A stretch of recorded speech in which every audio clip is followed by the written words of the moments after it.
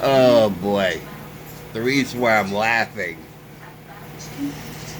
is I was just watching my video. I always watch a video I do, make sure, if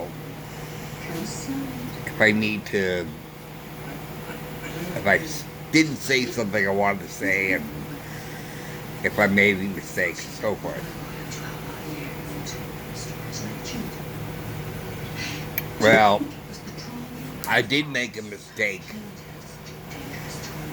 in my video about the Jewish and my personal perspective of the Ten Commandments, because I left out a commandment. Remember the Sabbath day and keep it holy. And I forgot about that commandment to remember. Yeah. Boy, oh boy. Talk about irony, right? And it was unintended. I was trying to make sure I got to all of them, and I forgot about remembering. So it's just very, very funny, but it really isn't. So I'm not going to redo the video. I'm just going to add this,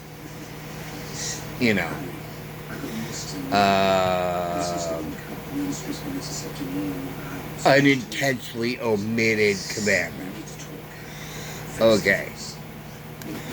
Remember the Sabbath day and keep it holy. Now, first of all, in Judaism, the word holy has a totally different meaning than what it means in Christianity. Okay? The word holy in the Jewish tradition has nothing to do with God. Okay? The Hebrew word holy comes from, which is kadosh. Okay, so in holy, holy, holy is Lord of hosts. So we say kadosh, kadosh, kadosh. So the word kadosh I know very well. Okay. So anything having, and so the Hebrew letters kuf, dalet, shin, which would make up the Hebrew kadosh, has something to do with separating the special from the ordinary. So if it's holy, it's special. The Hebrew word for marriage, kadoshim, comes from the very same word of kuf, dalet, shin. So you're basically saying, I'm separating, it's two things that you're separating. You're separating your spouse from all others of that gender, making him or her special. And you're separating the relationship of marriage from all other relationships, which are ordinary relationships. All other relationships that you have, whether it be a family relationship, a friend relationship, a employer to employee, an employee to employer relationship, those are ordinary relationships. But the relationship between man and woman is special, and it's separate from the other relationships. So, kadoshim comes from that very same root, to separate the special from the ordinary. And Sabbath, Shabbat, is a special day Okay? And when the Sabbath begins, we say a blessing or bracha, and we recite the Kiddush. Again, Kuf Dalet Shin. But we do that with wine, you know. But we're separating one day out of the whole week as special. And other species, other animals don't have days off. They don't separate any other day from the others. Animals are animals, and for animals, one day is just like another day. Animals are unable to separate one day from the rest of the week. We humans, we have that ability. We humans can set one day aside out of the week, say, I'm not going to work on that day. I'm just going to rest. And the Sabbath is a day of rest from work. You don't do any work on that day. And in more Orthodox homes, you don't make anyone or anything work.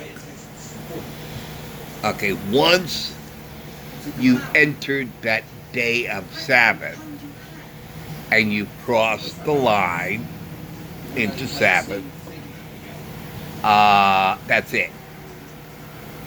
Now,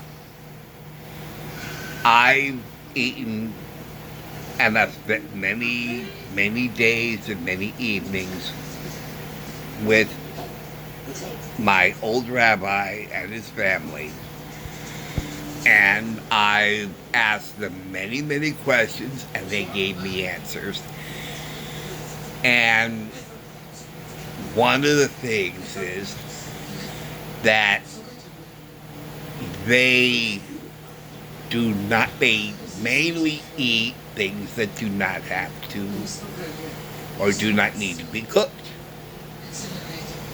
because you do not want to make something work on the day of rest. So you eat cereal for breakfast, and for lunch, I guess you could have a sandwich or something. But if you wanted to have, let's say, a hot meal, then you prepare it the night before, and you put it on a very, very, very low light on the stove, you know. And then, like a stew or something, you know. And then you go over to the stove and scoop out the food and you eat it. You don't work in elevators. So in other words, in Israel, okay, all the elevators have a Shabbat timing mechanism. So in hotels and other buildings on the Sabbath, the elevator is run automatically and stops on every single floor. Once Shabbat begins, then the elevator is on a timer and it kicks in, and then it will stop on every floor. So the elevator doesn't need to work when you press a button. All the buttons are lit and they stop on every floor, so you or anybody else does not make that elevator work. It works automatically. It's already started So there's no making it work. And then when the Sabbath is over, then the timer sets it back to manual.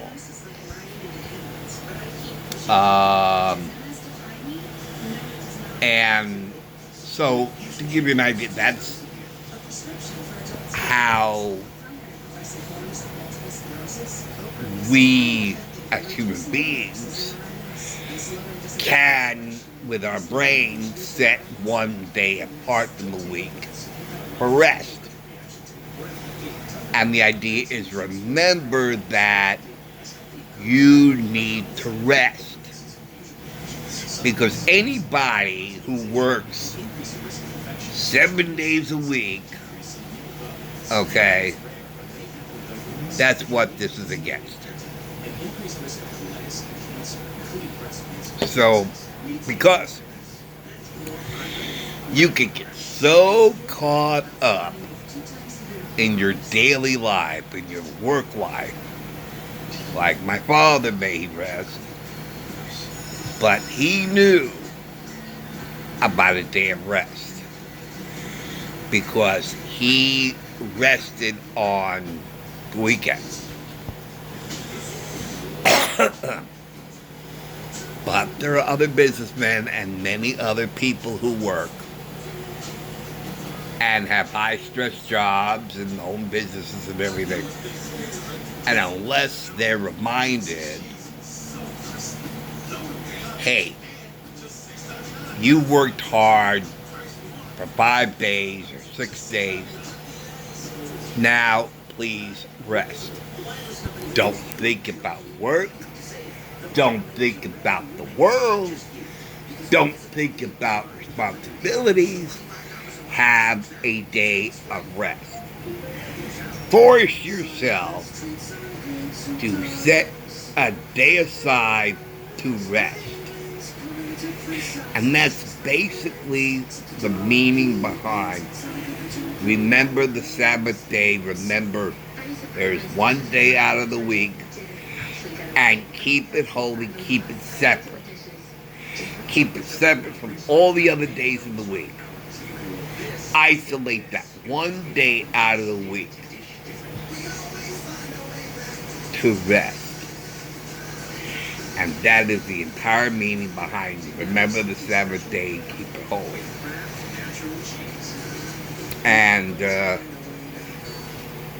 early church interpreted that to mean make that God's day. That is God's day. And in the Jewish tradition, God does not have a day to God's self. I mean, now, of course, church also would say, well, yeah, that's God's day, and we're to communicate with God by going to church and so forth, and that's okay. That's your tradition, then fine, that's a good one. But it's really intended for you. The original intent of the Sabbath day is not for God, it's for you, it's for us. Now, yes, one of those ways of making it special and making it a day of rest, we connect with God, and we do so in the Friday night and Saturday morning services. Yes, we do that. So it's varied. Okay. There's so many ways to rest. So, the Sabbath day, Shabbat, for Jews, day of rest. For Christians, it's God's day, and you are to connect with God, you know. And basically that is what that is. So, anyways, thank you for watching. And now, 10 Commandments is complete. I did 9. Now this is 10. Okay. Well, thank you for watching. Thank you for listening. And I'll see you later. Take care, guys. See you soon. Bye.